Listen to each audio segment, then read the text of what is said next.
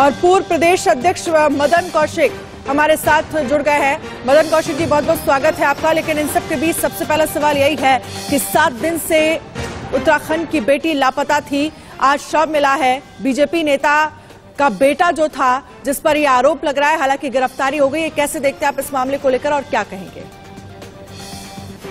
देखिए, बेटा किसी का भी हो, लेकिन सरकार ने एकदम त्वरित रूप से निर्णय लिया, क्योंकि वो पटवारी क्षेत्र होने के कारण थोड़ा पुलिस को केस ट्रांसफर होने में समय लगा है।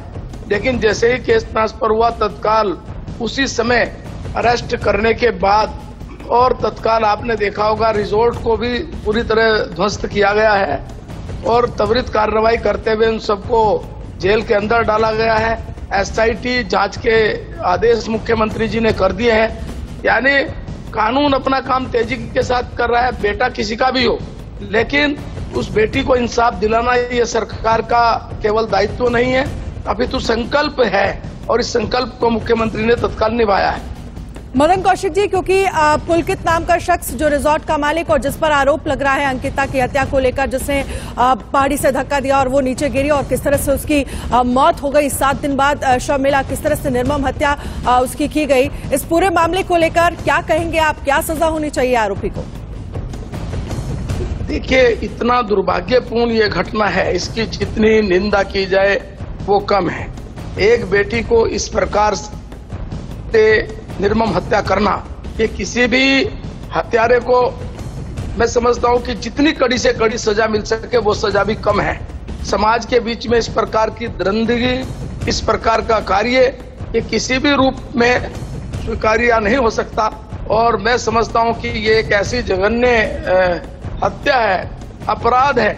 इस अपराध को लेकर किसी भी प्रकार का कोई सॉफ्ट कॉर्नर, किसी भी प्रकार का कोई देर हो, ये ना सरकार की मंशा है, ना प्रशासन की मंशा है किसी भी रूप में। आपने देखा होगा कि आज शव भी बरामद हो गया है, SIT की जांच हो गई है, जो रिजॉर्ट था उसको पूरी तरह बुलडोजर से ध्वस्त कर दिया गया है और जल्दी से जल्दी आप देखेंगे जो अधिक से अधिक सजा वो आपको नजर आएगी।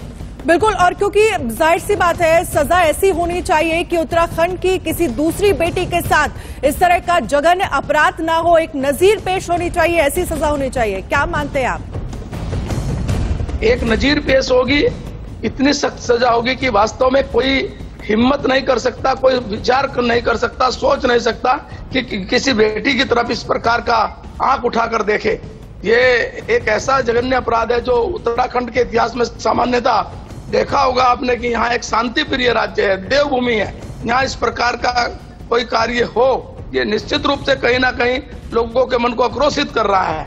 लोगों में जिस प्रकार की भावना है, ये राज्य महिलाओं के बल पर बना हुआ राज्य है और एक बेटी के साथ इस प्रकार का होना, ये निश्चित रूप से कहीं ना कहीं पूरे समाज के लिए एक बड़ा कलंक है। और इसी कारण से कहीं भी आपने देखा होगा कि कल से पूरी हमारी पुलिस, हमारे सारे इसके जिम्मेदार लोग ताकत के साथ लगे हुए हैं और आज शव बरामद हुआ है।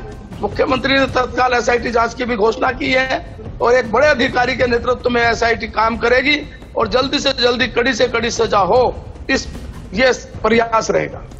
ठीक है सर, बहुत बहुत शुक्रिया हमसे बातचीत करने के लिए। पूर्व प्रदेश अध्यक्ष मदन कौशिक हमारे साथ जुड़े थे और उन्होंने साफ तौर पर ये कहा कि कड़ी से कड़ी सजा होगी, ऐसी नजीर पेश की जाएगी कि इस तरह का किसी तरह का कोई जघन्य अपराध, कोई भी किसी तरह का शख्स आरोपी करने से डरेगा, इस तरह की नजीर पेश की जाएगी।